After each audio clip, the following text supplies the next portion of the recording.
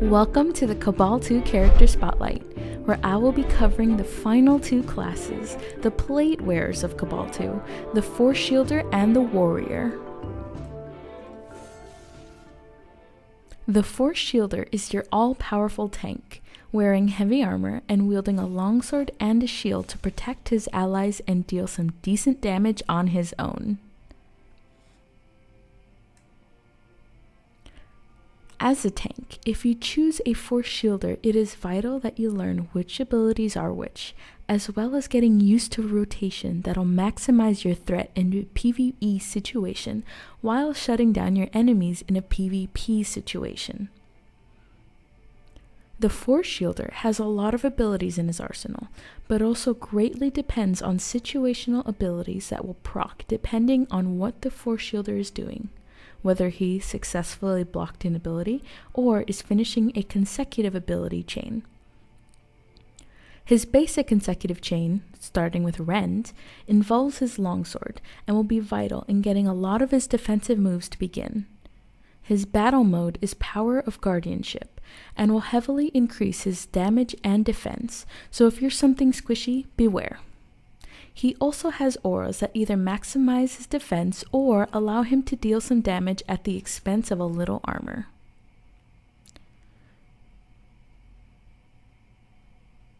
The Force Shielder has to attack and deal some damage to an enemy to get his best defensive abilities going, so make sure that you have his consecutive ability on the ready. You'll notice some previously grayed out abilities become active once he finishes his chain, and like the Force Blader, you have to choose which ability to use at the given time that best suits the situation. He has a self-heal that will proc as well as a damage dealing ability, but using one will cause the other to become grayed out once again, making sure you have to repeat your consecutive ability to keep going. He also has a heavy hitting ability that only goes off after a successful shield block, so make sure to keep an eye on it once it procs, since it'll be a vital component to your damage output. Successfully blocking or parrying an ability will put you in the shield parry state, which slightly increases your defense and allows you to use other previously unusable abilities. Self-heal is best used before another quick aggro pool. His pool will interrupt any abilities being cast and will probably scare some unaware wizard or force archer, so keeping your distance will be your best chance at not being stunned for days. Make sure to use your proc abilities in a way that best fits the situation. Using your heal will make you have to restart your consecutive chain, and you'll also miss out on using your ability that only becomes active during the shield parry state, which should be kept on cooldown as much as possible.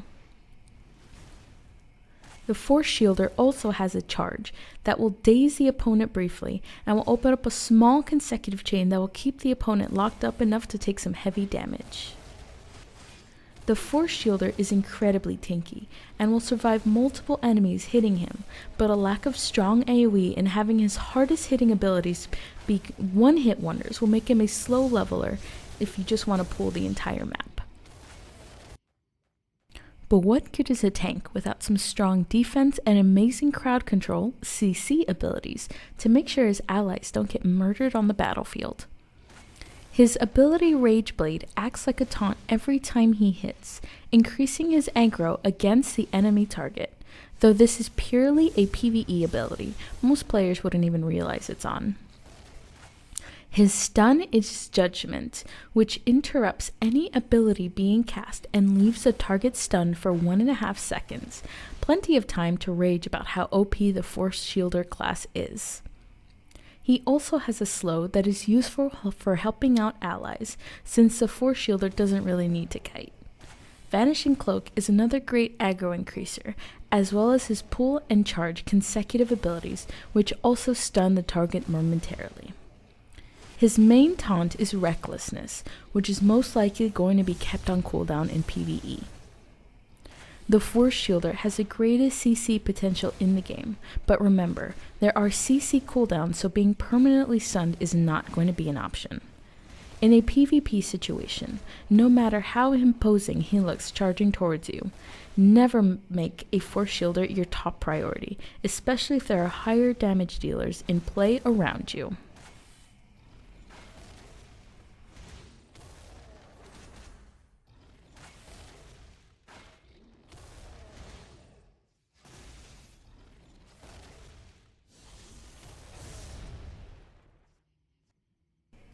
The Force Shielder battle mode is Power of Guardianship, which heavily increases his survivability, as well as grant him a little more damage output than usual. As with most battle modes, he has a consecutive chain, an AoE chain that is great for taunting multiple enemies as long as you hit the ability, a nuke ability, a CC pool ability, an ability that greatly increases his defense, and a self-heal, much like the one he gets outside of his battle mode. Once his battle mode activates, he should be kited around and generally avoided because he packs a serious punch and will be even harder to kill in this state.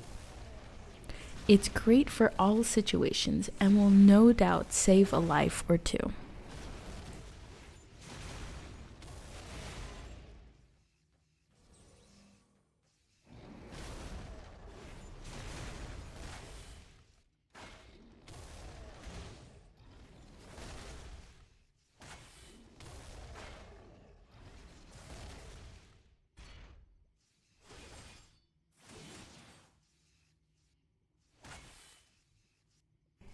The Warrior is a high damage plate wearing class that attacks slower than the Force Blader, but each hit will bring some serious pain to the enemy.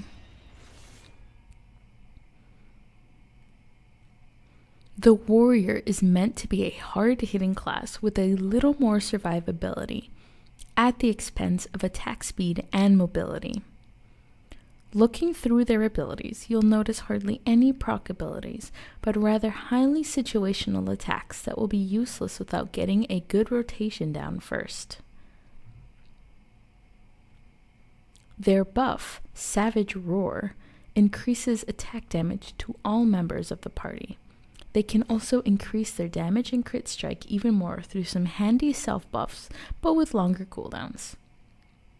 Her main consecutive chain, starting with Bash, is incredibly handy for initial burst damage, but it is highly recommended to use her bleed ability, Stab, to keep a constant dot ticking on the enemy.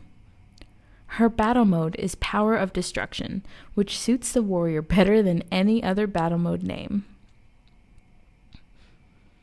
She has a charge ability that will be a huge advantage to the Warrior in any situation, but has a long cooldown and should be used as a starter in PvE and a gap closer in PvP situations. Her one proc ability is Lacerate, which starts a consecutive chain that will be huge in her damage output. Starting with Stab is great for making sure the enemy is always taking damage in between her long animations and cooldowns. If it wears off and the enemy is still up, you'll start noticing her damage output going down, which is never a good thing.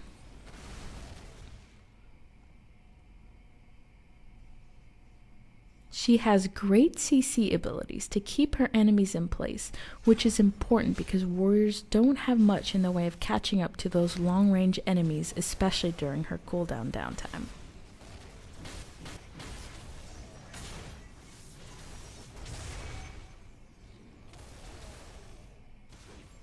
Yeah, take that, Spire.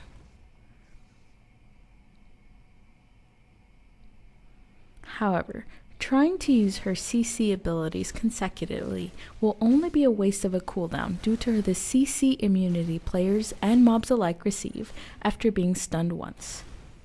Her AoE abilities are also substantial, coming in second place after the wizard. The warrior should never be underestimated in a battle, despite having low attack speed, because if they catch you, it is incredibly difficult to escape. The warrior also has an ability that has a chance of proccing a buff that will slowly increase her mana, which is good because the warrior is shockingly mana heavy to use, almost like the Force Archer. The warrior also has one long-range pull in case she wants to pull a solitary mob from a distance, without getting the attention of others around it. Using Lacerate, the minute it procs, will always bring enemy mobs down fast, but her AoE abilities are so much fun to use, solitary mob or not.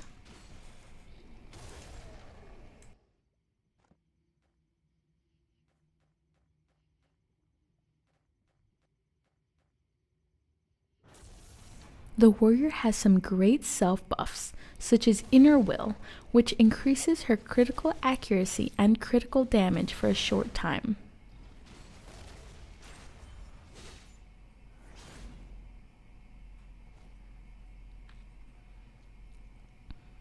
Her defensive ability is Cunning Defense, that increases her defense by waving her greatsword erratically, if the tooltip is taken literally. It's great for PvP situations if you have an annoying Force Blader that needs to be taken down quickly and without much health point loss. She also has Berserker Rage that increases all damage for a short time, perfect for taking down enemies quickly, especially if you've taken a lot of damage recently and need to kill things as fast as possible. But it does have a long cooldown. Feel free to yell while activating it for a bonus effect.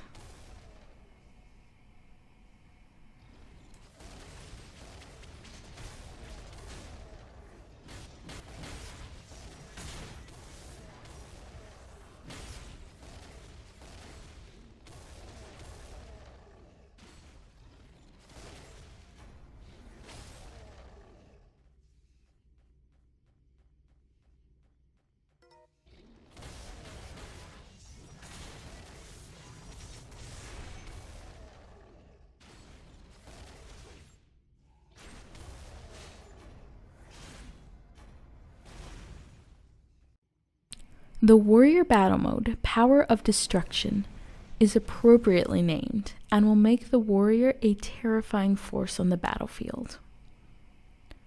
Like all damaged classes, she has a basic consecutive chain, an AoE chain, a huge nuke ability that annihilates opponents, a self-CC ability, and a CC ability that helps her take down an enemy fast and brutal.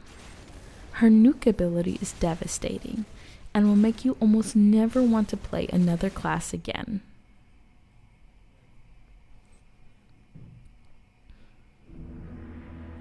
Her AoE attack is one of the most satisfying things to use, and this is one battle mode that makes it feel like 20 seconds has passed rather than a full minute.